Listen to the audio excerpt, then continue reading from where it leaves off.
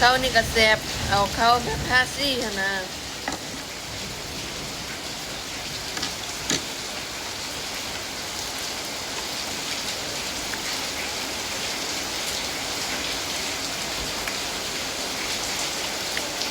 แซ่บปะ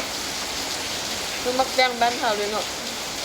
ว่าเขาเจ้าก็ปลูกอยู่ที่เขาเจ้าก็ปลูกบุญด้วยเนี่ยมันก็คล้ายๆแค่บ้านเขากันก็หอมมัน